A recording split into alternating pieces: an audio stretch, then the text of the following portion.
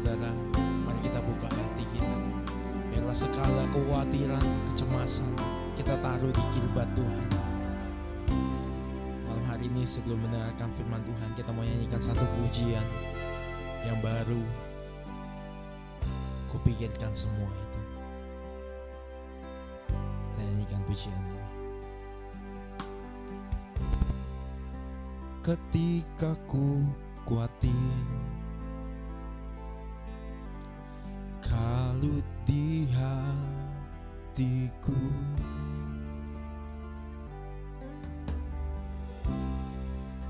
ku datang padamu,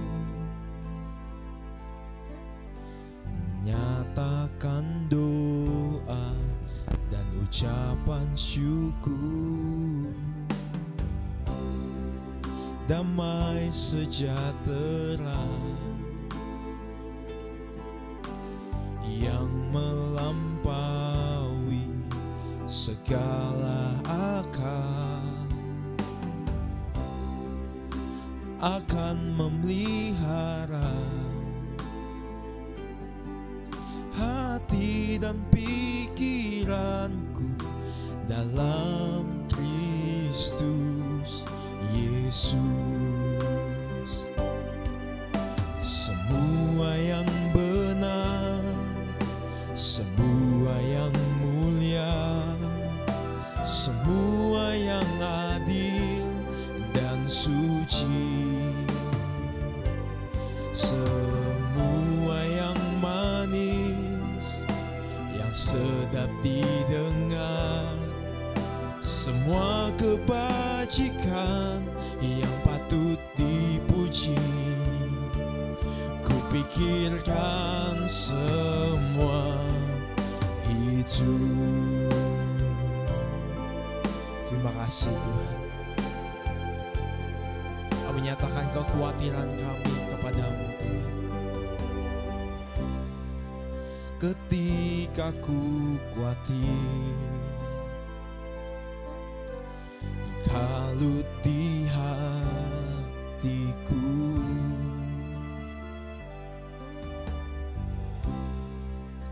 ku datang padamu, nyatakan doa dan ucapan syukur. Damai sejahtera yang melampaui segala akal akan memelihara hati dan pikiranku dalam Kristus Yesus. Mari nyanyikan sama-sama.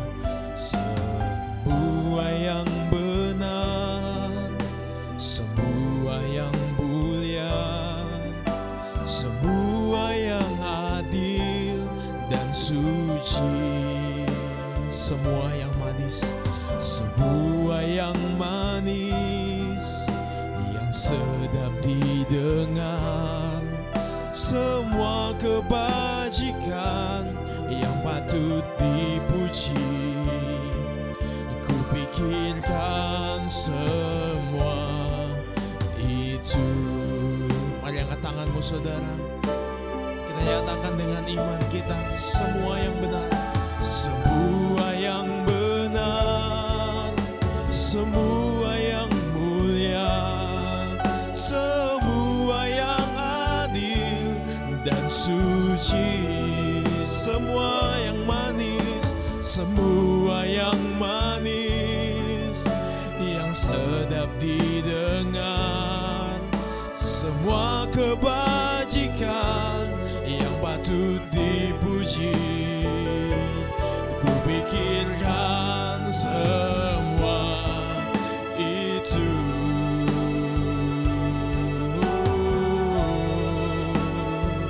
Benar Tuhan, semua yang benar, semua yang adil dan suci, semua yang manis, semua yang sedap didengar, kami rindu memikirkan semua itu.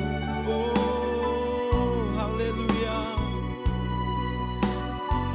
ucapkan syukur di hadapan-Mu Tuhan. Dengan segenap hati kami.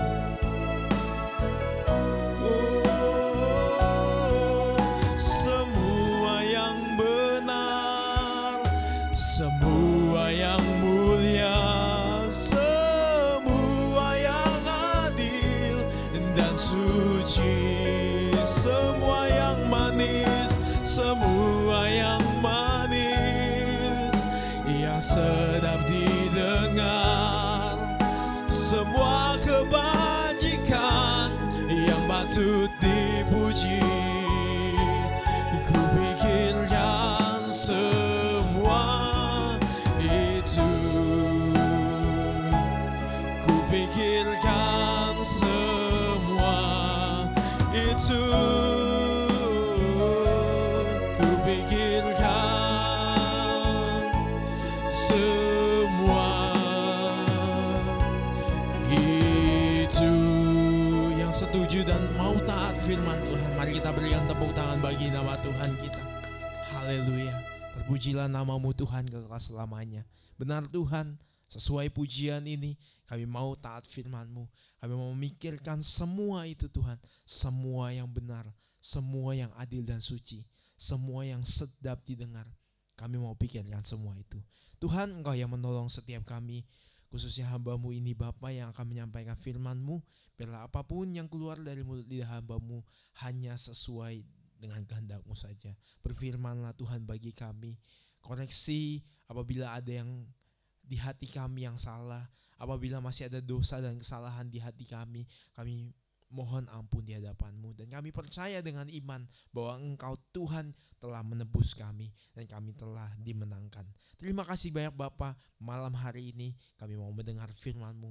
Terima kasih Tuhan. Di dalam nama Tuhan Yesus, semua yang siap mendengarkan firman Tuhan, mari sama-sama kita katakan amin. Haleluya. Shalom saudara-saudara, puji Tuhan kita dalam keadaan yang sehat. Amin. Ini sebuah berkat yang sangat luar biasa. Hari-hari ini kita masih tetap dalam kondisi pandemi. Tidak terasa sudah 1,5 tahun lebih ya. Kita ibadah secara online. Kita menikmati terus kasih Tuhan yang tidak terkira. Kalau kita semua masih diberi kesehatan, bahkan hidup. Wow, bukankah itu sebuah berkat yang luar biasa? Saudara, saya mau kesaksian sedikit. Waktu minggu yang lalu saya mendengar kesaksian dari rekan di GBI Rema Ilahi ini, yaitu Maria. Maria bersaksi bagaimana dia 2 kali disembuhkan. Wah, luar biasa. Jadi Maria dan keluarga sempat terkena COVID, tetapi Tuhan sembuhkan. Luar biasa. Begitu berkat yang luar biasa. Kemudian sempat sakit lagi seminggu yang lalu, tetapi sekali lagi Tuhan sembuhkan. Wah, ini berkat yang luar biasa. Pertama yang saya dapat bahwa kita harus sadar bahwa ini sekarang zaman memang kita takut sama COVID. Pandemi, kita pakai masker, menjaga jarak, mengikuti protokol kesehatan. Tapi kita gak boleh lupa bahwa penyakit itu gak cuma satu. Betul ya? Baru COVID aja orang banyak sekali yang meninggal, banyak sekali yang sengsara. Tapi ini baru satu penyakit, baru satu virus. Satu virus memang bisa bermutasi menjadi banyak. Tetapi baru satu virus, belum virus yang lain, belum penyakit yang lain. Yang kita pelajari apa? Begitu rentannya kita, lemahnya manusia ini. Sangat mudah untuk menghilang. Makanya firman Tuhan benar sekali. Manusia itu seperti uap yang sebentar kelihatan, namun sebentar juga tidak terlihat. Maka kita mau terus percaya sama Tuhan. Amin. Yang setuju boleh katakan amin. Haleluya. Yang kedua, saya belajar bahwa mujizat Tuhan masih terus dinyatakan. Yang setuju katakan amin. Haleluya. Mungkin ada beberapa orang Kristen di luar sana yang mungkin ya sekarang mau udah bukan zamannya mujizat. Mujizat itu zamannya Alkitab. Sekarang udah dikasih dokter, udah kasih obat. Makanya ya udah pakai yang ada, pakai yang toh dokter juga Tuhan yang ciptakan dan sebagainya. Memang betul saudara. Dan kita tidak melarang orang ke dokter, orang ke obat. Tetapi bukankah jauh lebih baik kalau kita mengandalkan mujizat Tuhan yang Tuhan nyatakan di dalam kehidupan kita semua. Nah, saya rindu kalau nanti bisa mungkin Maria dan rekan-rekan yang lain, saudara di GBI Rema Ilahi, kita membuat banyak video kesaksian, kita upload di YouTube, kita saksikan bahwa firman Tuhan ya dan amin, mujizat Tuhan masih terjadi sampai hari ini. Haleluya. Nah, hari ini saudara, kita sama-sama mau belajar firman Tuhan tentang imun, aman, dan iman. Haleluya. Jadi hari-hari ini COVID bukan hanya menyerang imun, tetapi juga menyerang keamanan jiwa kita. Makanya banyak orang cemas, panik. Aduh, gimana ini? Ekonomi semakin hancur. Dikatakan sekarang banyak beredar presiden kita mulai banyak mosi tidak percaya kepada pemerintah kita. Banyak orang cemas. Bahkan ada hamba Tuhan yang mengatakan ada malaikat mencabut nyawa. Penglihatan di Pulau Jawa ini. Wah, orang Kristen semakin panik, semakin cemas. Ini nyata terjadi, saudara. Bahwa COVID bukan hanya menyerang imun, tetapi juga menyerang rasa aman. Dan juga menyerang iman. Nah, ini yang paling bahaya, saudara. Karena kalau iman kita rapuh, itu pasti menghancurkan segalanya. Dan saya percaya ketika iman kita kuat, sebaliknya kita juga diberikan rasa aman dan imun yang kuat. Mari kita bahas bersama-sama firman Tuhan yang Tuhan mau sampaikan malam hari ini kepada kita semua. Boleh di next slide.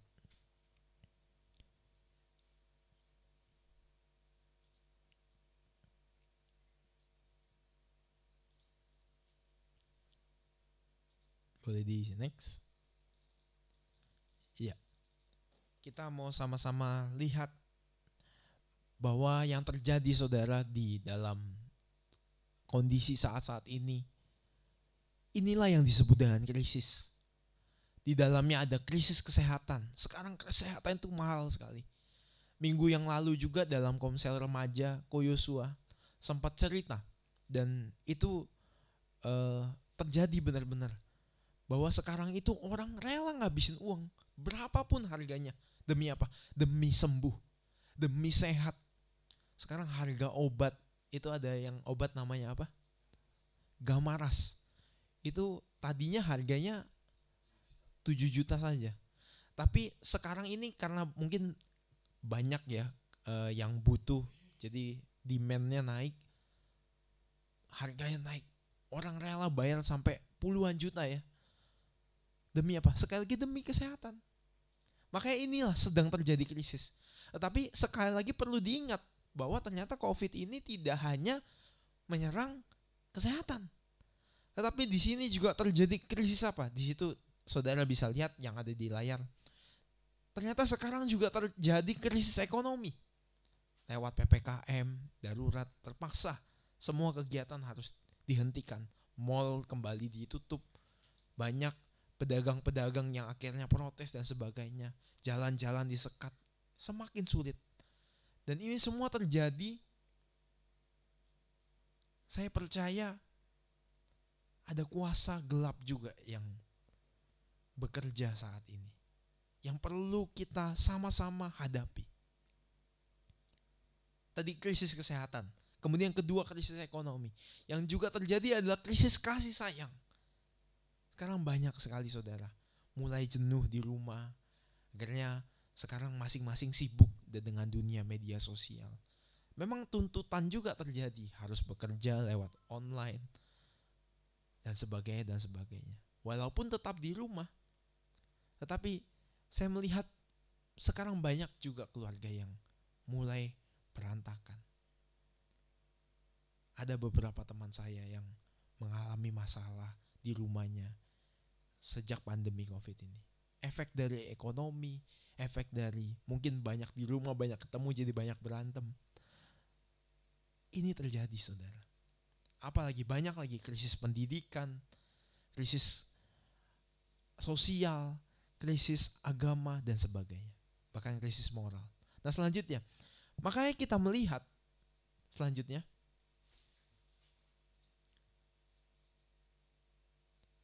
Alkitab adalah firman Tuhan yang hidup. Yang setuju katakan amin. Alkitab bukan hanya membahas tentang hal-hal yang akan datang saja, tetapi Alkitab membahas masalah yang hari ini.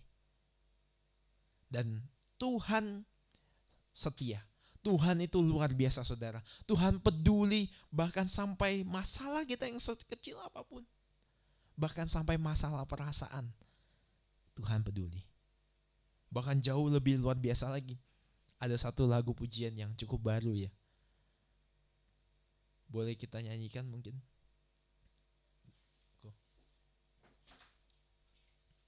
Lagu ini belakangan ini terus saya putar dan terngiang-ngiang di kepala saya. Sehelai rambut kita saja jatuh, tidak akan terjatuh tanpa seizin Tuhan. Saudara, kita mau terus belajar firman Tuhan tetap dalam roh dan kebenaran. Mari kita nyanyikan pujian ini.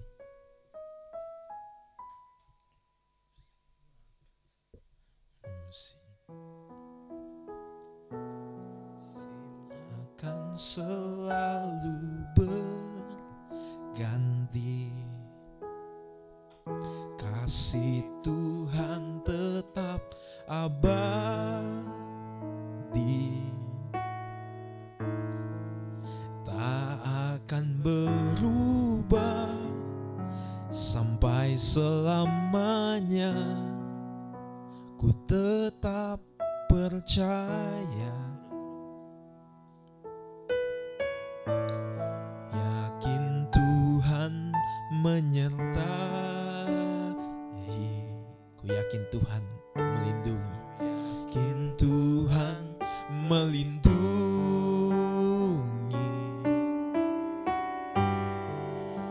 Burung di udara Tuhan pelihara, karena kasih-Nya. Mari katakan sama-sama. Tuhan selalu menolongku, selalu menjagaku.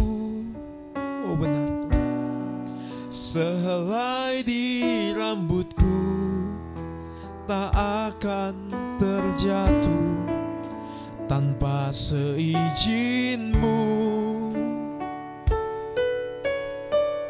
Tuhan selalu menolongku, selalu menjagaku. Dia mengenyangkanku dan peliharaku seumur hidupku. Tuhan selalu menolongku, selalu menolongku, selalu menjagaku. Benar Tuhan, sehelai di rambutku tak akan terjatuh tanpa seizin-Mu.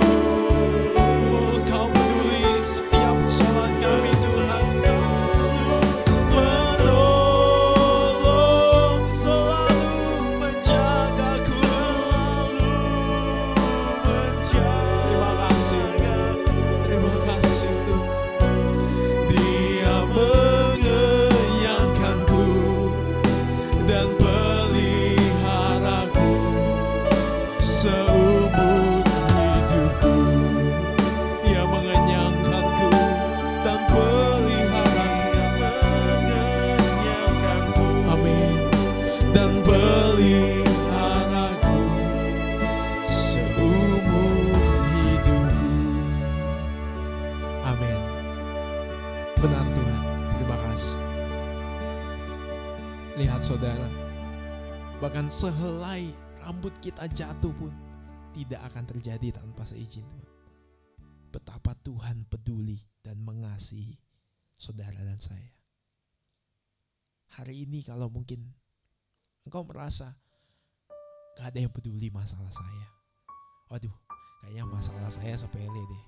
Makanya banyak orang akhirnya tidak berani cerita ke orang tua, tidak berani cerita kepada sahabat, teman, atau mentor, atau pendeta.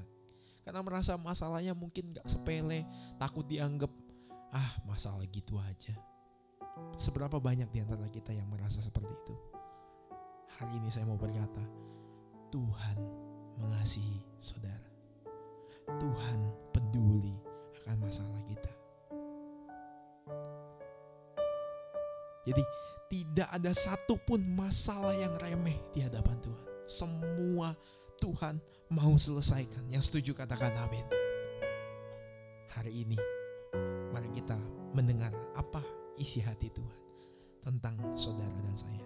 Karena setiap saudara berharga di mata Tuhan. Kita berikan tepuk tangan bagi nama Tuhan. Haleluya. Nah, kita lanjutkan firman Tuhan yang kita mau pelajari hari ini. Nah, kita kembali kepada slide yang kita bisa lihat sama-sama. Di situ dikatakan Alkitab, buku yang apa? Boleh dibesarin mungkin biar lebih kelihatan. Alkitab, buku yang sangat jujur dan realistis. Nah, boleh dibantu buka Ibrani 11.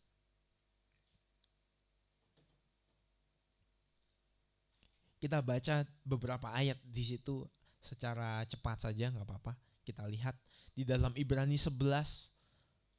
Di sini akan menjadi bukti yang kuat bagaimana Alkitab menjadi buku yang sangat jujur dan realistis. Bukan hanya membahas tentang yang di awan-awan, bukan hanya membahas tentang yang surga saja, tetapi Alkitab menjadi buku pedoman untuk kita menghadapi setiap masalah-masalah yang kita alami di dunia ini, saudara. Kita lihat di Ibrani 11. Di sini kita baca bersama-sama Ibrani 11 ayat yang 1. 1, 2, 3. Iman adalah dasar dari segala sesuatu yang kita harapkan dan bukti dari segala sesuatu yang tidak kita lihat. Nah, kalau saudara boleh baca nanti Ibrani 11 ini secara lengkap setelah ibadah ini, silakan. Di situ kita melihat dengan jelas bagaimana Alkitab membahas berbagai macam masalah. Bukan hanya masalah yang rohani, bahkan masalah-masalah yang di dalam dunia ini dibahas oleh Alkitab.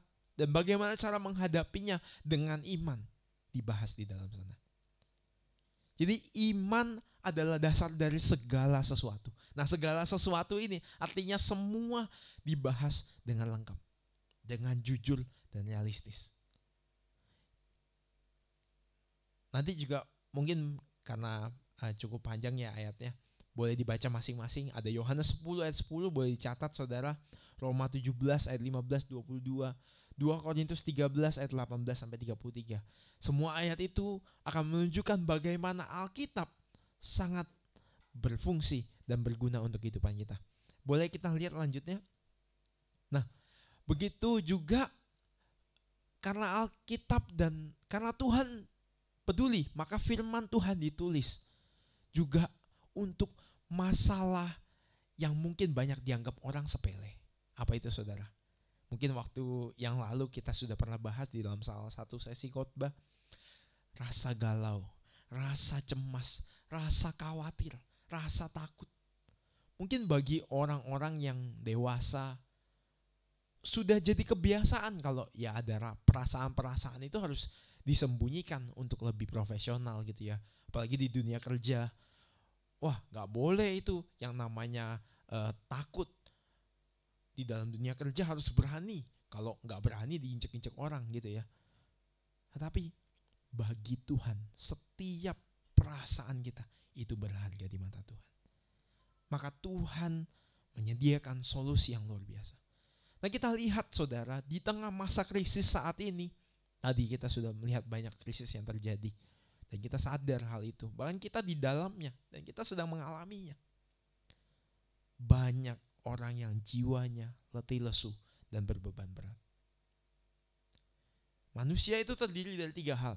Kita harus selalu ingat. Tubuh, jiwa, dan roh. Ketiga-tiganya ini perlu makanan, perlu namanya diolah. Ada olahraga, olah jiwa, olah rohani. Nah, seperti kita saat ini, kita sedang olah rohani. Kita kasih makan, kita latih kerohanian kita. Supaya apa? Perlu yang namanya sehat. Makanya judul hari ini adalah apa? Imun, aman, dan iman. Tubuh, jiwa, roh kita. Kalau tubuh bisa sehat karena ada imunnya.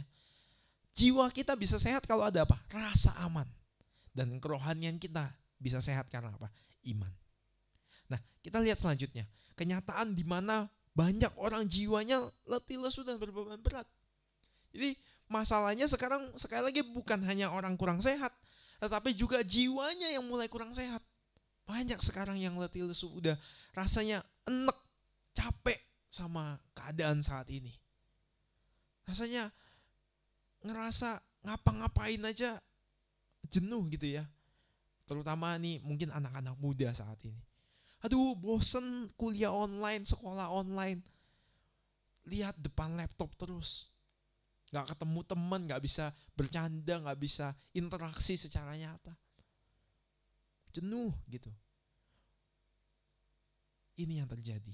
Jiwanya letih lesu dan berbeban berat. Belum yang di luar sana banyak yang mengalami masalah ekonomi.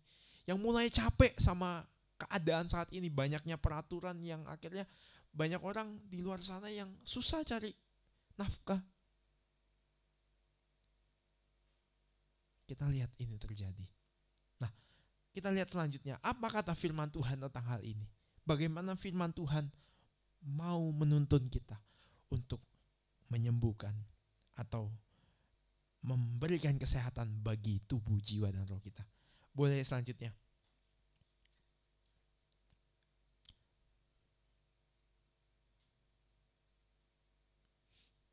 Selanjutnya. Sekali lagi kita harus bangga saudara. Kita harus bersyukur Allah kita hidup. Tuhan kita luar biasa. Nah, inilah yang terjadi. Kekalutan dan rasa itu semua akhirnya terkumpul menjadi yang disebut dengan stres.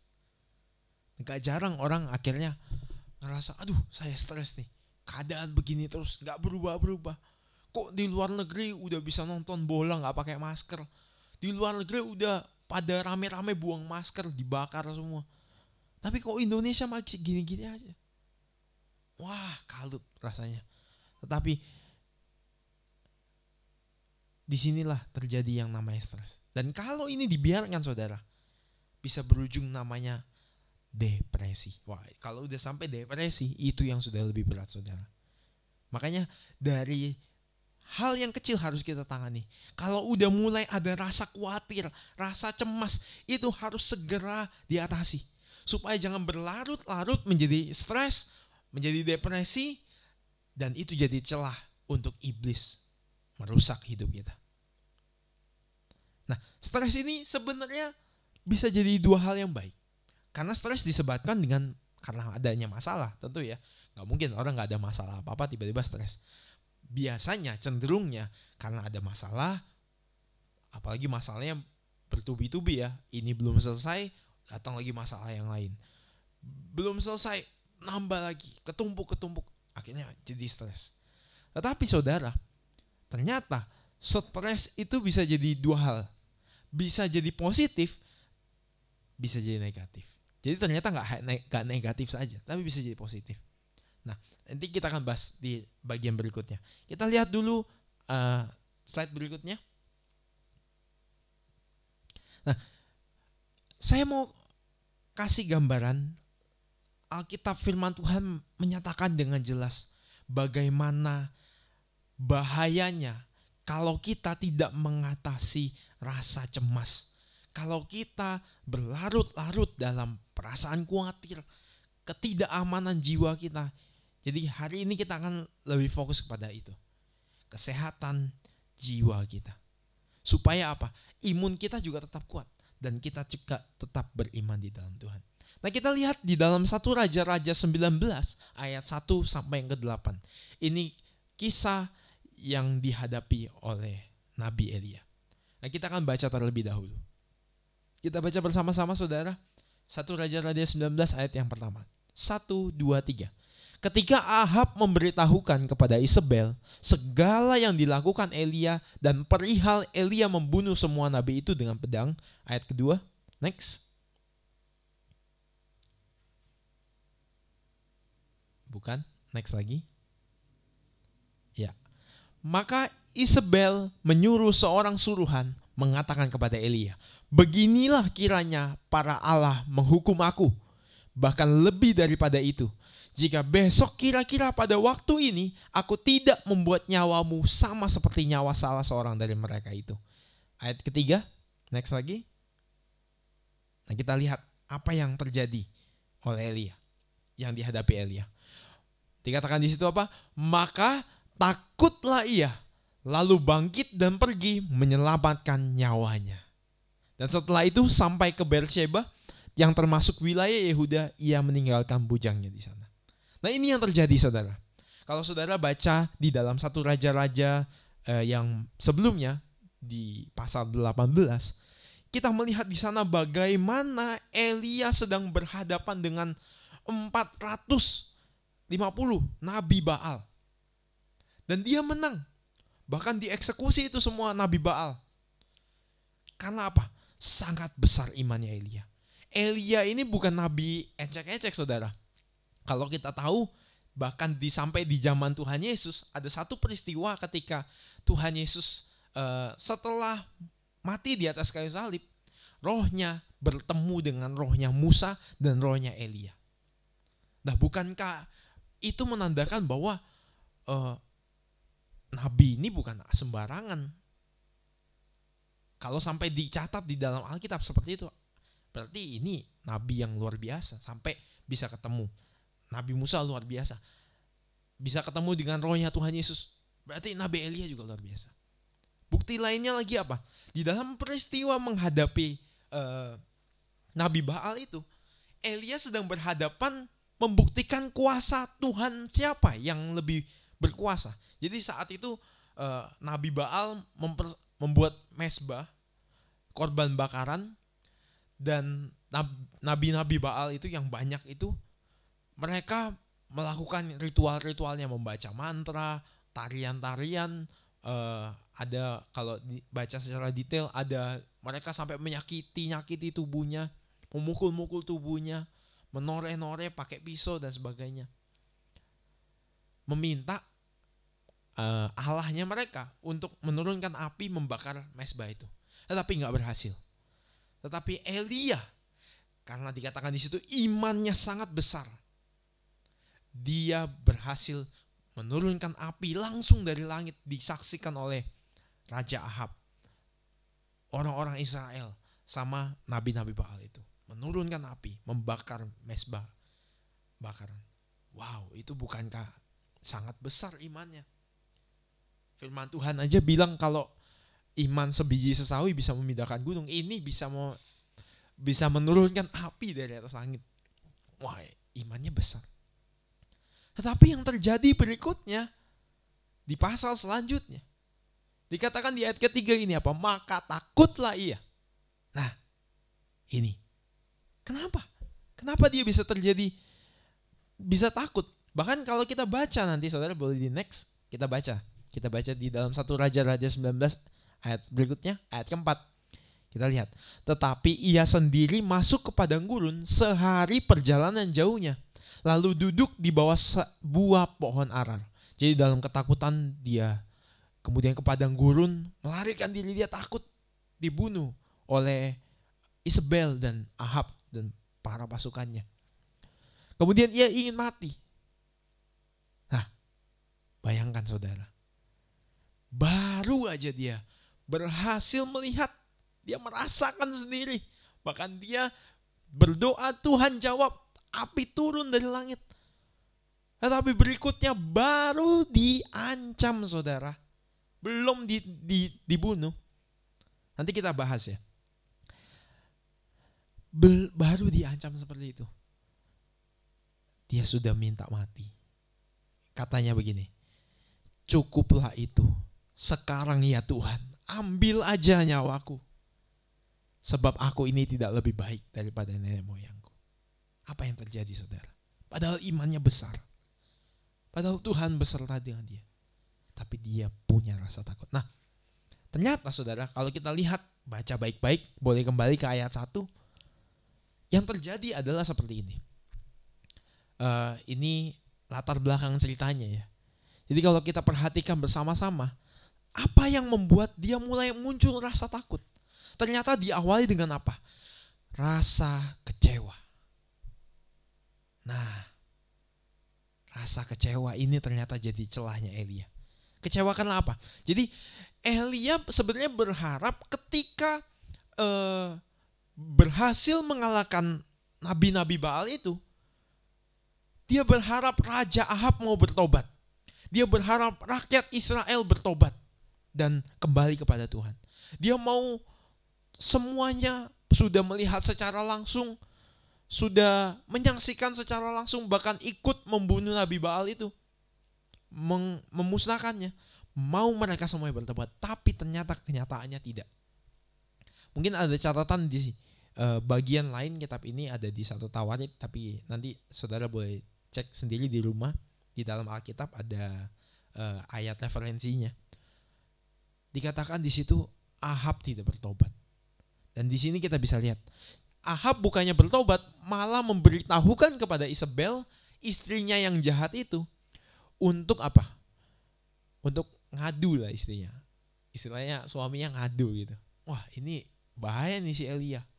Dan Elia malah dibunuh. Jadi Elia yang imannya besar itu lupa menjaga jiwanya. Dan ketika dia buka celah dengan rasa kecewa, kok Ahab gak bertobat, kok raja gak bertobat, kok masih banyak orang Israel juga gak bertobat, padahal mereka udah lihat sendiri kuasa Tuhan. Sebenarnya bagus ya, tujuannya mulia, dia pengen sesuatu yang all out gitu buat Tuhan. Dia pengen, karena udah melihat kuasa Tuhan harusnya bertobat. Bagus. Tapi dia lupa, dia buka celah untuk kecewa, discourage. Dan disitulah rasa takut itu muncul. Disitulah iblis sedang merusak kehidupannya. Padahal imannya besar saudara. Nah ini peringatan buat kita. Kita harus sehat ketiga-tiganya. Sehat tubuh, iya, harus penting saat ini. Tapi jangan lupa, sehat rohani juga. Iman kita harus diperkuat terus. Dan jangan lupa juga, jangan menyepelekan perasaan, keadaan hati kita, jiwa kita. Dan seperti Elia ini, kita lihat, dia ketakutan. Dia buka celah. Disitulah iblis masuk. Nah kalau kita lihat lagi ke ayat 2, saudara. Boleh next lagi ke ayat 2. Sebenarnya yang terjadi, Isabel itu belum mau membunuh sebenarnya. Baru seolah-olah mengintimidasi. Kayak mau nunjukin saya lebih berkuasa gitu. Baru seperti itu. Terbukti dari apa? Belum benar-benar mau dibunuh. Kita lihat Isabel menyuruh seorang suruhan mengatakan kepada Elia. Nah kalau bisa diibaratkan sebenarnya suruhannya ini bukan hitman. Hitman itu kayak assassin gitu ya. Orang diutus untuk membunuh. Jadi diutus bawa pedang, bawa senjata untuk langsung membunuh Elia. Enggak. Yang diutus itu apa? Cuman postman. Bawa surat aja. Ngasih tahu doang. Makanya suruhannya mengatakan kepada Elia, beginilah kiranya para Allah menghukum aku. Bahkan lebih daripada itu dan selanjutnya. Jadi baru dikasih tahu doang. Harusnya kalau memang benar-benar mau dibunuh, Isabel bisa dong langsung kirim bayar suruhan atau pasukannya dikirim langsung beratus-ratus lah. Kalau tadi Nabi Baal kalah gitu kan, ibaratnya gitu. Beratus-ratus bisa bunuh dia, atau kirim satu penembak jitu, karena di sana belum ada penembak ya, pemanah jitu ya. Bisa aja langsung dibunuh. Tapi enggak, baru utusan. Dan kita lihat di sini, baru dengan kata-kata Elia gampang terintimidasi. Dan Elia imannya dirapuhkan. Kita melihat. Karena yang baru datang ini sebuah postman, saudara. Baru cuma ngomong, menyampaikan pesan. Tapi udah takut. Padahal sebelumnya dia beriman dan dia mengalahkan 450 Nabi Baal. Dan kita belajar hari ini. Boleh kembali ke slide sebelumnya. Nah, jadi Elia pun nabi yang istilahnya udah kelas kakap lah ya. Kalau di dalam kelas ada taraf-tarafnya. Nabi yang beriman luar biasa. Tapi Elia pun juga bisa gak sehat rasa amannya, jiwanya. Dan itu berbahaya. Dia gampang terintimidasi oleh kata-kata saja, gampang terintimidasi. Maka hari ini kita belajar, jangan pernah buka celah di dalam jiwa kita. Dan jangan cuman peduli sama kesehatan tubuh. Jangan lupa, kita ini terdiri sekali lagi dari 3. Tubuh, jiwa, dan roh. Dan 3-tiganya perlu sehat. Kita lihat selanjutnya. Jadi di dalam ayat terus selanjutnya, ayat ketiga, dia sampai meninggalkan bujangnya ya. Disuruh tunggu tapi ditinggalin karena lama. Karena apa? Udah terintimidasi. Dia pergi untuk menyelamatkan nyawanya, udah lari, padahal gak ada yang ngejar juga. Dia udah pergi menyelamatkan nyawa. Lanjut lagi ayat selanjutnya, dia sudah sampai di padang gurun, gak ada yang ngejar juga. Tapi dia malah bilang gini, jadi dia pergi menyelamatkan nyawa, tetapi ketika udah selamat gak ada yang ngejar. Dia malah bilang, ingin mati, cukup Tuhan, ambil aja nyawaku. Kenapa aku harus mengalami ini? Seorang yang imannya besar sampai berkata ingin mati. Dan inilah sudah di dalam tahap apa? Depresi. Kalau bisa kita sebut ini apa? Lubang iblis. Lubang kekecewaan, lubang depresi, rasa ingin membunuh diri, menyakiti diri, putus asa, putus pengharapan.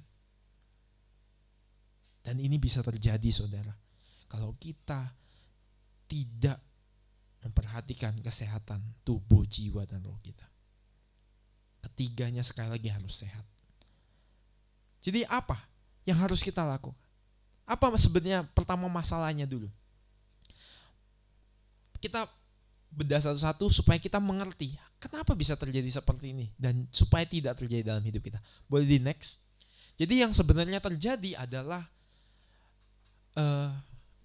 Elia membiarkan dirinya dikuasai perasaan yang negatif. Makanya saya mau berkata, do not encourage negative feeling. Jangan terlena dengan perasaan negatif yang berlarut-larut. Berapa banyak di antara kita yang ketika ada perasaan yang gak enak, khawatir, takut, akhirnya mulai ya udah nggak bersemangat, akhirnya tidak produktif, jadinya istirahat, ya udah istirahat aja, tidur. Mungkin ada yang muda-muda main game atau baca atau lihat scrolling TikTok dan sebagainya. Membiarkan perasaan itu berlarut, berharap dengan hiburan-hiburan itu perasaan itu hilang gitu ya, bisa terselesaikan. Ada satu kebiasaan yang menarik dari seekor burung unta. Dan burung unta ini kebiasaannya inilah yang membuat akhirnya populasinya itu nggak banyak. Apa itu? Nah, seperti digambar. Jadi ini burung unta ya, burung yang tingginya tinggi. Dan sebenarnya ya dia nggak bisa terbang, tapi larinya cepat dan sakit lah kalau ditendang gitu ya. Saudara bisa cek di internet bagaimana gambarnya dan sebagainya, atau ada yang udah pernah lihat. Nah, satu kebiasaan yang menarik dan sebenarnya konyol, yaitu apa?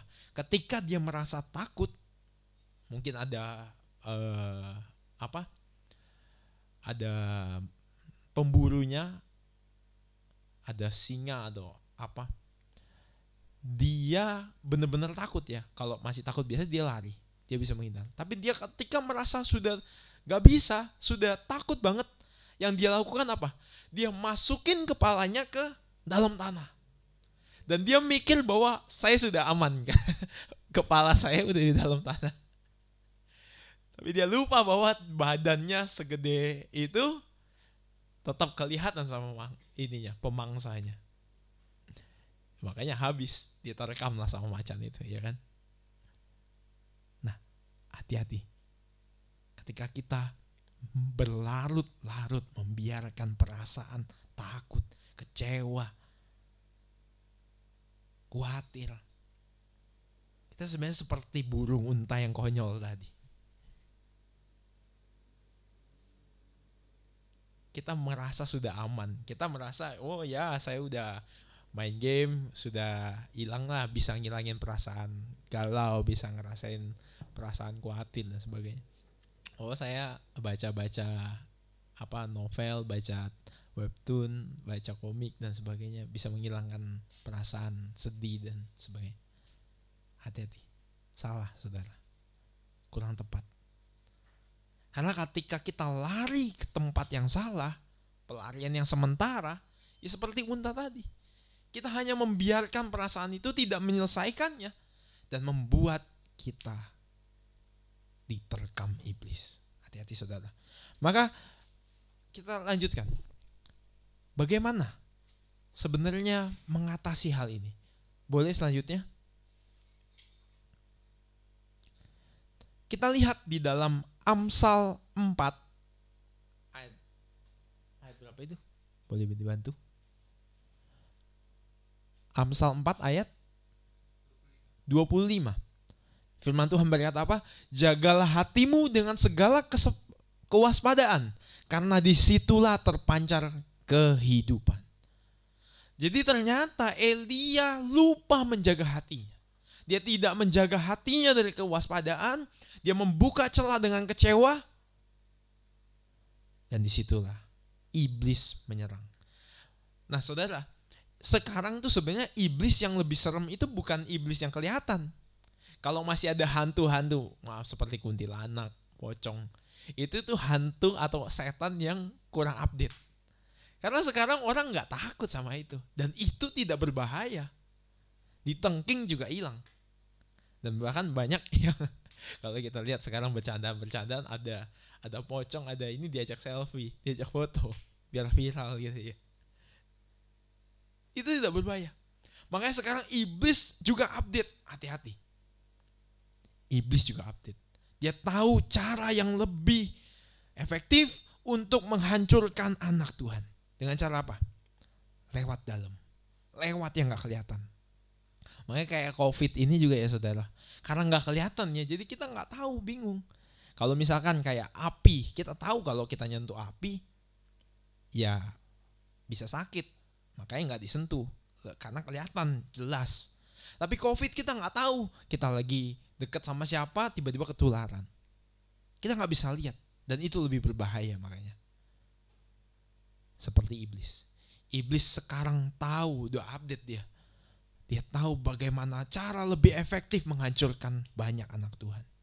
Lewat apa? Lewat hati kita. Dimulai dari rasa cemas. Dimulai rasa khawatir. Besok saya makan apa ya? Besok saya jadi apa ya? Besok kerjaan saya gimana ya? Besok saya digaji gak ya? Mulai khawatir. Terus dibiarkan. Tidak diselesaikan. Mulai berujung kepada apa? Kecewa sama Tuhan. Kok Tuhan begini? Kok Tuhan gak bantu saya? Dibiarkan lagi. Mulai gak percaya sama Tuhan. Apa itu Tuhan? Gak ada itu Tuhan. Saya gak ditolong. Saya sudah berdoa, sudah ini, tapi mana Tuhan? Dibiarkan lagi. Sampai berujung kepada apa? Depresi. Inilah lubang iblis itu. Kayak gak jarang orang. Itu dimulai dari rasa yang kecil, rasa yang sepele. Banyak orang udah gak usah khawatir. Sebenarnya tinggal dialihkan sedikit, perasaan itu bisa hilang. Tapi karena banyak yang membiarkan, akhirnya bertumbuh menjadi perasaan yang menghancurkan kehidupan saudara dan saya. Nah, kita mau belajar firman Tuhan. Jagalah hati dengan segala kewaspadaan. Ketika ada sedikit saja down, mulai rasanya gak semangat, mulai rasanya sedih, ayo selesaikan. Ayo cari bagaimana cara menyelesaikannya, supaya kita jangan sampai jatuh dalam lubang iblis. Karena iblis itu adalah penipu, pendusta, dan pembinasa yang keji, saudara. Jangan pernah lupa itu. Mungkin memang sekarang iblis ini hebat nyamarnya. Iblis gak datang lagi dalam bentuk yang serem. Iblis sekarang datang dengan justru bentuk yang menawan, bentuk yang menarik, yang membuat kita justru tertarik. Tetapi lama-kelamaan dia menghancurkan. Dia tipu kita pertama-tama, tetapi akhirnya dia berujung kepada menghancurkan kita. Hati-hati. Dan saya berdoa, tidak mudah mengatakan ini. Saya tahu pasti iblis tidak senang. Tapi kita berdoa di dalam nama Tuhan Yesus. Yesus terlebih besar. Seperti lagu yang dinyanyikan bersama tadi dalam pujian penyembahan kita. Kita tidak takut sebab Yesus terlebih besar. Kita lanjutkan firman Tuhan ini. Kita mau sama-sama mengerti firman Tuhan. Lanjutkan. Nah, jadi masalah itu sebenarnya diizinkan Tuhan terjadi. Bukan hal yang buruk, saudara. Masalah tidak selalu berujung kepada hal yang buruk.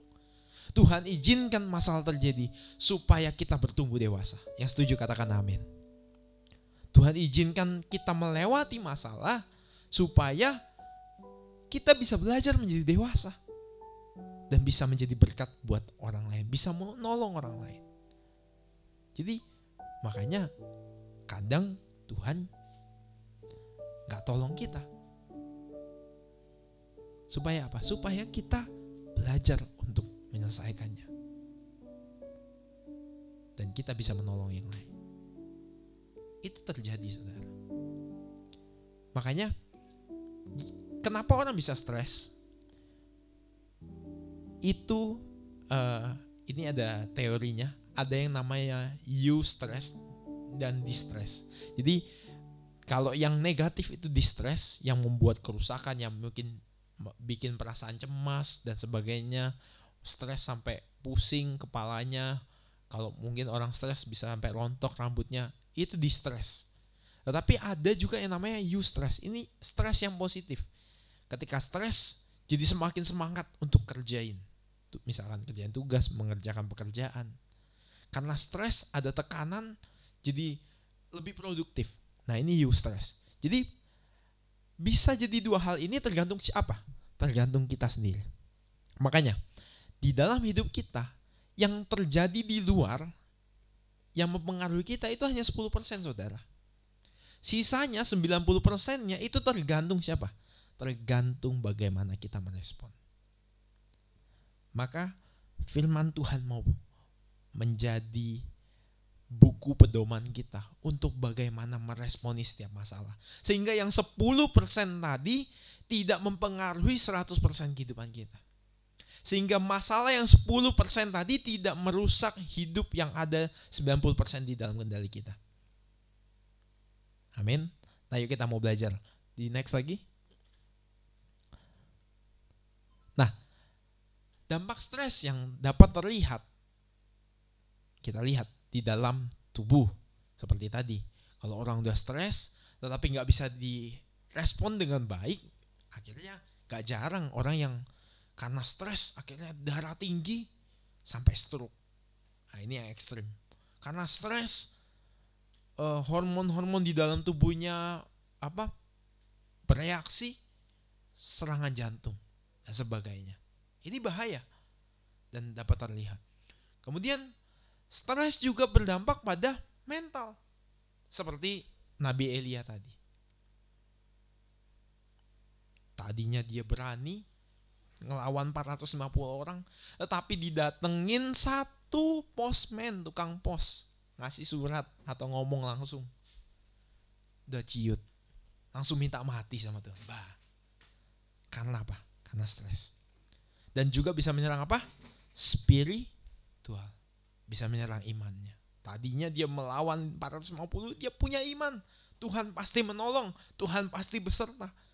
Tetapi ketika dihadapkan dengan satu tukang pos, imannya lemah. Dia larikan diri, dia tidak mengandalkan Tuhan. Nah, ini bisa terjadi sama kita.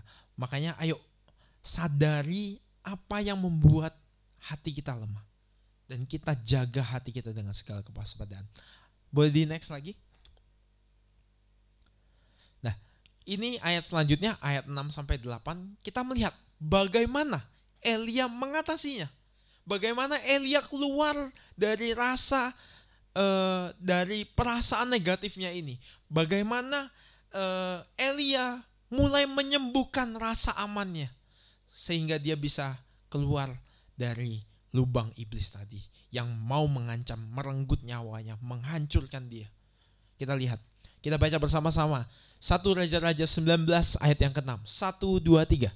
Ketika ia melihat sekitarnya, maka pada sebelah kepalanya ada roti bakar dan sebuah kendi berisi air. Lalu ia makan dan minum, kemudian berbaring pula.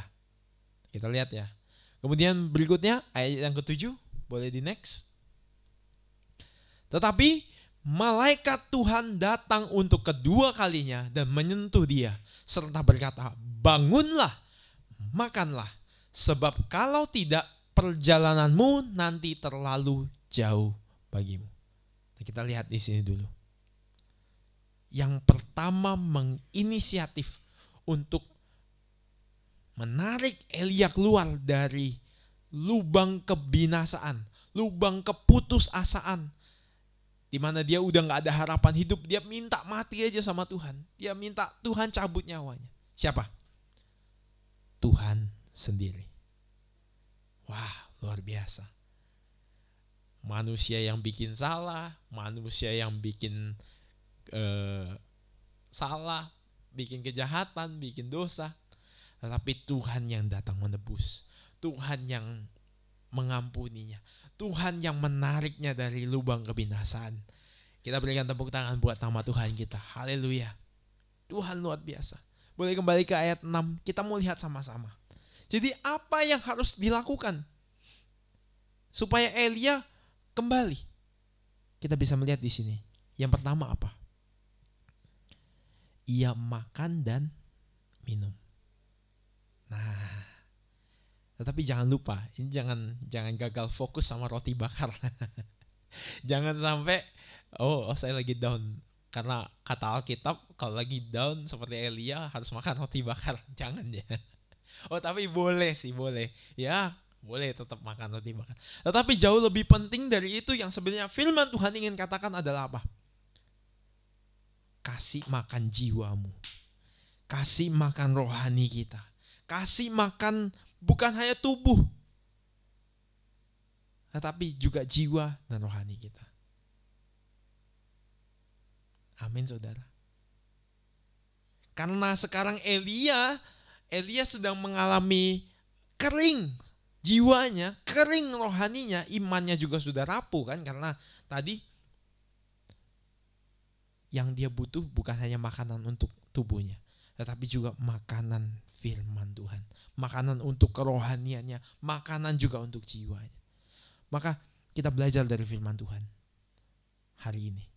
Ketika ada rasa down, rasa kecewa, cemas, takut sama Tuhan, kita kasih makan jiwa kita. Kita kasih firman Tuhan untuk makanan rohani kita. Boleh kalau setelah itu sambil makan roti bakar, sambil menikmati firman Tuhan, silakan.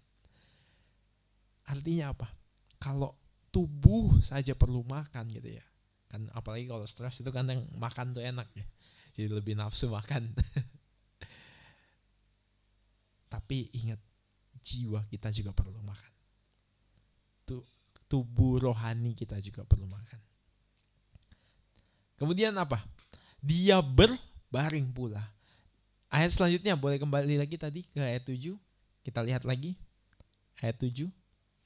Tetapi malaikat Tuhan datang untuk kedua kalinya dan menyentuh dia serta berkata, bangunlah, makanlah. Nah, 2 kali. Artinya kalau sampai diulang itu sesuatu yang penting. Dan siapa yang kasih makan ini? Tuhan. Artinya, wah ini luar biasa. Tuhan bukan saja menyuruh, Tuhan bukan saja cuman peduli, bukan kasihan, bukan simpati doang. Aduh kasihan ya orang ini ya, lagi down, lagi capek. Tapi Tuhan bertindak menolong saudara dan saya. Haleluya. Luar biasa Tuhan kita. Kita bangga punya Allah seperti Dia.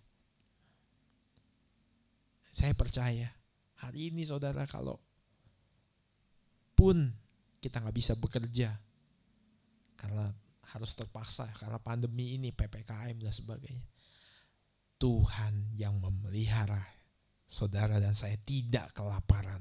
Yang setuju katakan amin. Kita berikan tepuk tangan bagi nama Tuhan kita. Dan tentu bukan hanya kelaparan secara jasmani. Tuhan tidak akan membiarkan kita lapar jiwanya. Tidak akan membiarkan kita lapar rohani kita. Amin. Tuhan yang akan memberi makan. Yang kedua apa? Sebab kalau tidak, perjalananmu nanti terlalu jauh bagimu. Yang dilakukan oleh Elia adalah apa? Beristirahat. Jadi ketika dia mengalami perasaan yang down, dia beristirahat. Maka saya mau berkata begini, take a rest. Gak apa-apa saudara.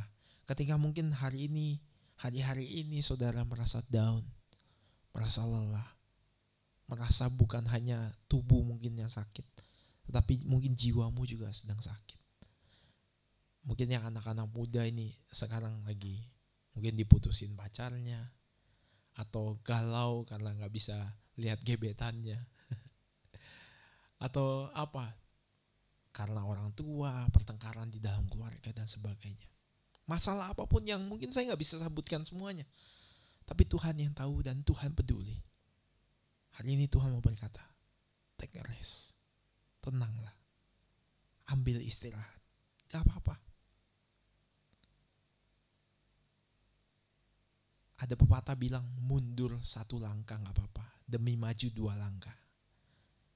Jadi hari ini saudara, Tuhan memberikan kelegaan buat kita. Tuhan berikan kita istirahat dulu. Selama dikasih waktu di rumah ini, ayo istirahat. Gak apa-apa. Tuhan berikan kesempatan untuk kita istirahat. Take a rest. Tentu take a rest in the presence of God. Beristirahat di dalam hadirat Tuhan. Supaya Tuhan pulihkan dulu jiwa kita. Kalau mungkin tahun-tahun yang kemarin sebelum ada pandemi, istirahatnya tuh cuman biasanya bulan Desember ya, retret gitu ya. Tapi spesial 2020, 2021 kita retret setiap hari. Supaya apa? Kita dipulihkan. Dan ketika pandemi selesai, kita bisa bangkit maju, memenangkan jiwa-jiwa, menjadi berkat buat banyak orang. Yang setuju katakan amin. Haleluya. Nah kita lihat selanjutnya lagi. Sebab kalau tidak perjalananmu, boleh kembali dulu. Sebab kalau tidak perjalananmu nanti terlalu jauh bagimu. Artinya yang kita lakukan sekarang tadi, kita kasih makan tubuh, jiwa dan roh kita. Dan juga kita take a rest. Itu untuk perjalanan yang akan jauh ke depannya. Artinya firman Tuhan berkata, berjanji bahwa kita masih diberi kesempatan umur panjang. Yang setuju katakan amin. Dan kita masih diberikan kesempatan untuk melakukan perjalanan yang jauh bersama Tuhan Yesus. Melakukan perkara-perkara yang besar. Kita lihat lagi selanjutnya. 1 Raja-Raja 19 ayat 8. Boleh? Next slide. Maka bangunlah ia, lalu makan dan minum. Dan oleh kekuatan makanan itu, ia berjalan 40 hari 40 malam lamanya sampai ke gunung Allah. Yaitu apa? Gunung Horeb. Wow, luar biasa saudara. Ketika dia sudah memberikan makan bagi tubuh, jiwa, dan rohnya. Yang berikan siapa tadi? Tuhan. Kemudian dia take rest, dia beristirahat dulu. Setelah dia pulih tenaganya, Tuhan pulihkan. Tuhan sertai dia sampai kepada kediaman Tuhan, kerajaan Allah. Ini janji buat saudara dan saya. Saya selalu teringat-ingat, Tuhan bukan manusia yang berdusta. Tuhan bukan manusia yang tidak menepati janjinya. Jadi Tuhan janji hari ini, kalau hari ini kita taat firman Tuhan, kita kasih makan yang serius, makanan yang bergizi buat tubuh kita, buat jiwa kita, buat kerohanian kita. Terus kita take rest di hari-hari yang sukar ini. Masih dalam masa pandemi PPKM, kita take rest. Tuhan janji ketika ini sudah berlalu, ketika kita sudah dipulihkan, kita akan berjalan dan Tuhan sertai sampai kepada kekekalan. Yang setuju katakan amin. Haleluya. Kita lihat berikutnya. Saudara, nah ini bagian akhirnya. Jadi bagaimana untuk mengatasi apa makanan tadi kan, kalau untuk mengatasi kita sudah tahu. Berarti kita harus apa tadi? Memberikan makanan untuk tubuh, jiwa, dan roh kita supaya ada imun, ada rasa aman, dan ada iman di dalam kerohanian kita. Dan take rest. Nah tapi bagaimana cara, makanan apa yang diperlukan? Dan beristirahat itu maksudnya seperti apa? Ini caranya. Untuk mengatasi rasa cemas, rasa tidak aman itu. Yang pertama adalah dengan menjaga kesehatannya. Tadi kalau butuh makanan yang bergizi buat tubuh kita, makan, usahakan. Tuhan ciptakan sayur, buah-buahan. Kita usahakan makan makanan yang bergizi, menjaga kesehatan tubuh kita. Tapi sekali lagi jangan lupa, jiwa kita juga perlu kesehatan. Makanya gak apa-apa, humor itu bagus buat kesehatan kita. Hati yang gembira, kita bisa bercanda bersama dengan keluarga kita, tertawa bersama, bisa membangun suasana damai di rumah. Itu bagus buat kesehatan jiwa kita. Kalaupun ada saudara yang mungkin ada masalah, yang ngerasa gak bisa mengatasinya sendiri, perasaan kecewa, mungkin perasaan putus asa, saudara bisa datang dengan orang yang saudara percaya. Entah itu orang tua, entah itu saudara, entah itu sahabat, atau bahkan pendeta. Saudara bisa lakukan. Demi apa? Demi kesehatan jiwa. Dan juga rohani.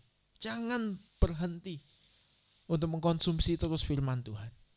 Beribadah. Ini kita sedang memberikan makanan yang bergizi buat kerohanian kita. Kita sedang melatih, mengolah rohani kita. Yang kedua, mengatasi stres dengan cara yang benar. Karena ada orang-orang yang mengatasi stres dengan cara yang justru salah dan makin bikin masalah. Contohnya apa? Yang ekstrim. Oh, saya kalau stres ngerokok biar tenang gitu. Nah, hati-hati saudara. Itu sudah jelas di dalam bungkus rokoknya, saya sudah jelas sekarang ya. Kalau dulu kan merokok dapat menyebabkan bla bla bla bla. Sekarang udah dipersingkat dan makin jelas. Merokok membunuhmu. Jadi pemerintah saja sudah memberitahukan. Apalagi firman Tuhan. Tubuh kita adalah bait Roh Kudus dan kita harus jaga. Makanya jangan mengatasi stres dengan cara yang salah. Termasuk ini yang cukup salah. Ini yang saya juga jadi pembelajaran buat saya sebagai anak muda dan buat juga remaja-remaja yang sangat sering terjebak dalam hal ini. Yaitu apa? Mengatasi stres dengan main game, dengan sosial media. Nah, mungkin yang dengar, wah, Christian aja juga main game, Christian aja juga main sosial media. Makanya gini, main game tidak salah, main sosial media tidak salah, tetapi ketika itu kita lakukan untuk mengatasi stres, atau itu kita lakukan untuk menjadi pelarian, jadi setiap stres, setiap rasanya kalut, langsung main game, langsung buka sosial media. Setiap sedih langsung main game. Itu cara yang salah. Itu yang akhirnya menyebabkan adiksi, kecanduan, sampai berujung kepada penyembahan berhala. Hati-hati. Nanti kalau sampai gak bisa main game, udah bawaannya stres, akhirnya ngamuk-ngamuk dan sebagainya. Itu banyak terjadi di anak-anak muda sekarang. Makanya jangan menjadikan sesuatu itu menjadi pelarian untuk stres kita. Makanya cara mengatasi stres dengan cara yang benar adalah gimana? Kita selesaikan dulu. Stresnya karena apa? Misalkan masalah tugas. Contoh biasanya anak muda ya. Oh, saya ada tugas nih, gak selesai-selesai. Stres. Ya kita selesaikan. Sekali lagi ini juga belajar buat saya. Saya sering tuh. Saya cukup salah satu orang yang paling sering. Aduh stres nih, tugasnya banyak gitu. Sering. Tapi firman Tuhan ini sama-sama belajar. Kita bangkit. Supaya jangan sampai terjadi seperti Elia. Kemudian berikutnya. Kita mencari sebab-sebab stres yang kita alami. Nah seperti tadi. Kalau stresnya misalkan masalah keuangan. Waduh, keuangannya kurang, ekonominya kurang. Sekarang lagi pandemi, gak bisa kerja. Apa yang bisa kita lakukan? Kan itu menyebabkan stres. Nah kita cari masalahnya. Oh iya, saya stres karena uangnya kurang, butuh pemasukan tambahan untuk membiayai ini itu. Makanya kita cari cara, cari jalan yang sesuai untuk menyelesaikan masalah itu. Dan ini cara mengatasi yang benar.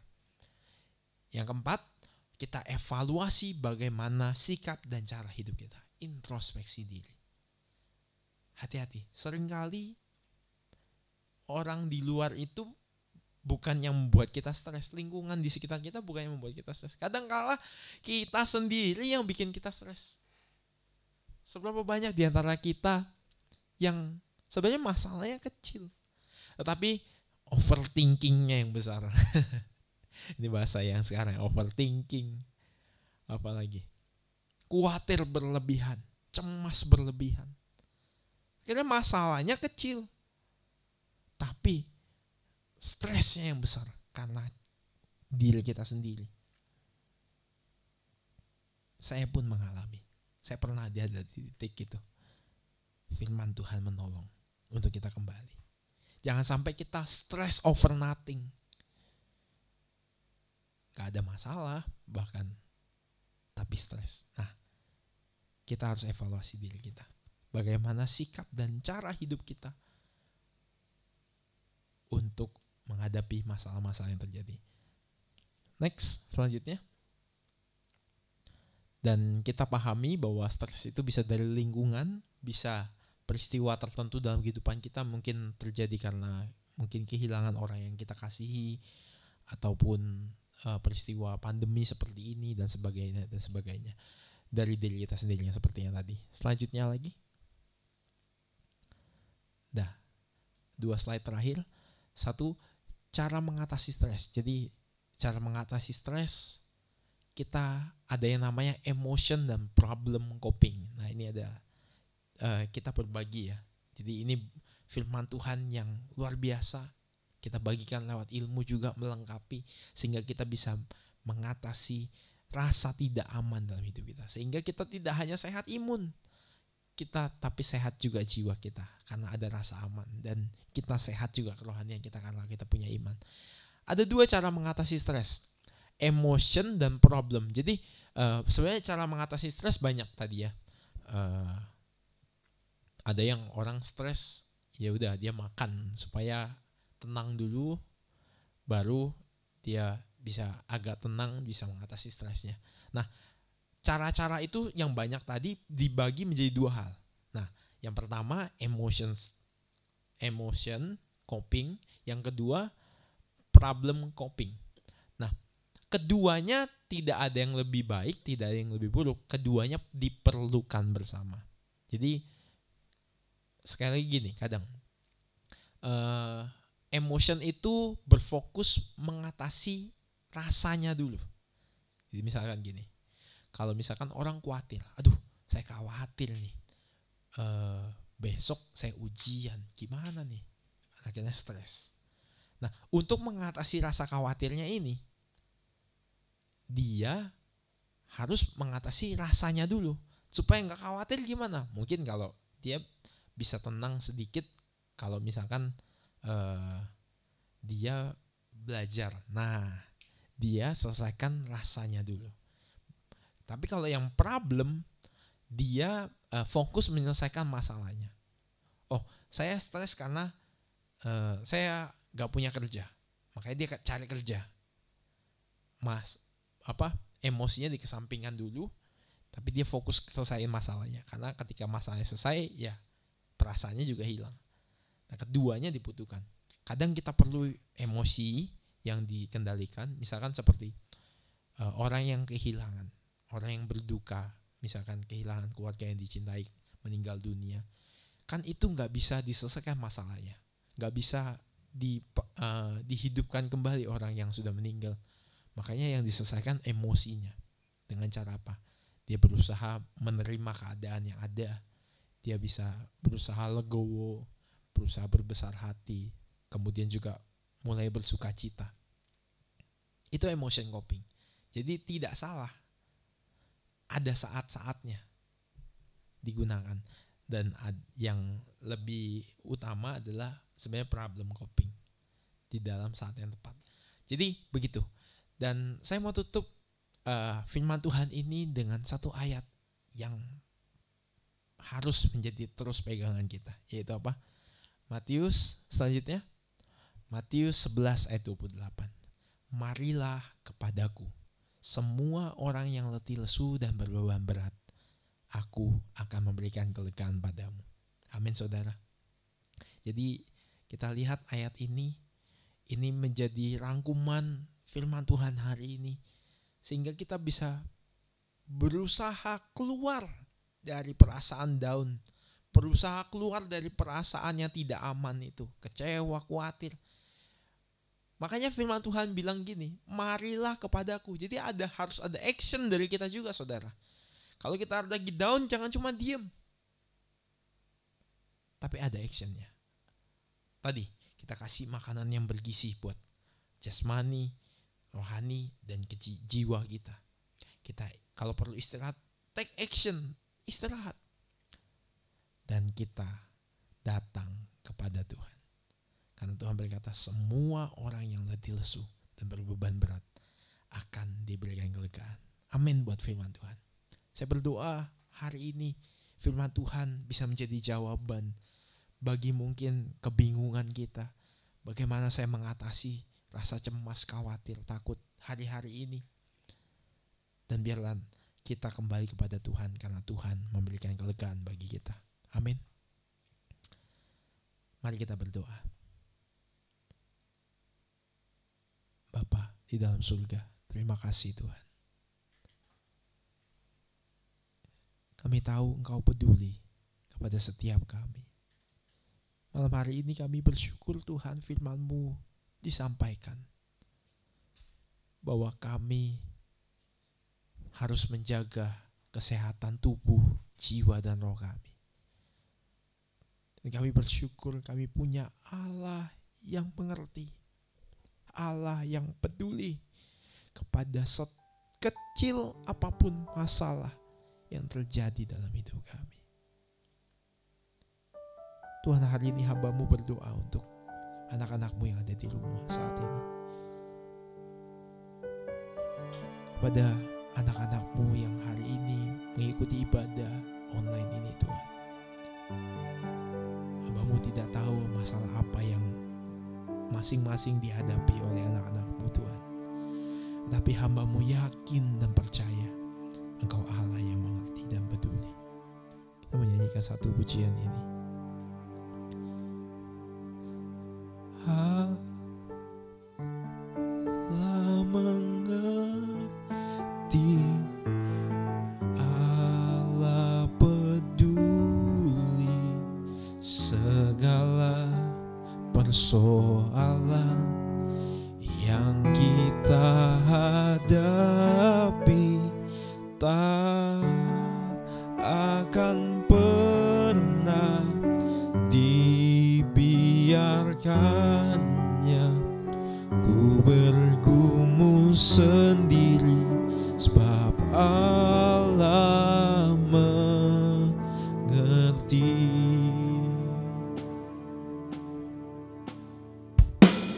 Allah mengerti, Allah peduli segala persoalan yang kita hadapi.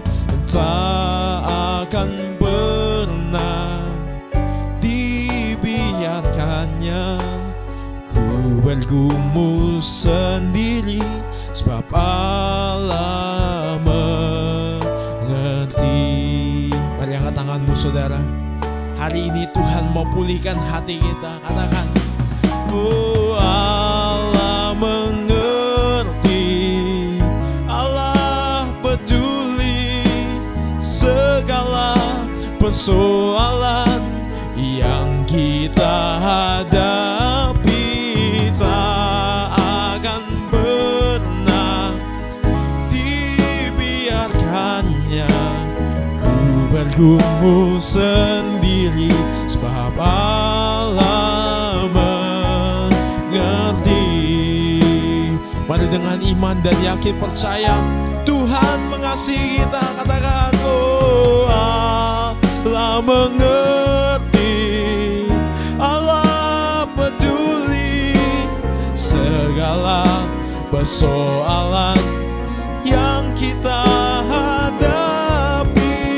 Tak akan pernah, terima kasih Tuhan, oh tak pernah biarkan kami ku bergumul sendiri, sebab Allah mengerti.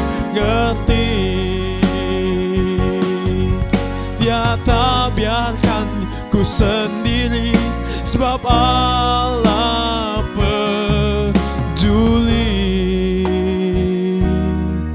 Dia tak biarkan kau sendiri, sebab Allah mengerti. Kita berikan tepuk tangan bagi nama Tuhan kita. Haleluya.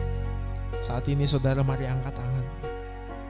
Engkau yang hari ini hatinya hancur, engkau yang hari ini merasa down, engkau yang hari ini merasa galau, kecewa, sakit hati, dikecewakan, engkau yang merasa ditinggalkan, engkau yang merasa putus asa, bahkan hilang harapan, merasa tidak ada gunanya lagi hidup.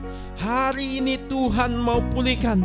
Di dalam nama Tuhan Yesus terjadi kesembuhan buat jiwamu. Hari ini engkau yang juga mungkin sedang mengalami sakit jasmani, sakit apapun, hari ini kami berdoa, bilur-bilur darah Yesus yang menyembuhkan. Mari angkat tangan juga engkau yang mengalami sakit rohanimu, engkau yang merasa, kok aku rasanya doa kering, rasanya tidak bersemangat baca firman Tuhan. Hari ini hamba-Mu berdoa Tuhan, di dalam nama Tuhan Yesus, Tuhan yang sembuhkan dan pulihkan. Sehingga hari ini kami dengan iman dapat berkata, kami punya imun yang hebat, kami punya imun yang kuat, kami punya rasa aman karena Tuhan berserta dengan kami, karena malaikat Tuhan berkemah di sekeliling orang-orang yang mengasihi Tuhan. Dan kami percaya kami juga punya iman yang kuat, sebab Yesus berada bersama-sama dengan kami. Kami tidak takut dengan apapun, sebab Tuhan beserta dengan kami. Terima kasih Tuhan, terjadi hari ini pemulihan, kesembuhan, kesehatan, semuanya kami bisa percaya Engkau berkati atas kami. Terima kasih Tuhan. Malam hari ini kami berdoa, Tuhan, kami mau selalu berada dalam lindungan sayap-Mu. Terima kasih banyak Bapa. Inilah firman-Mu telah hamba-Mu sampaikan Tuhan.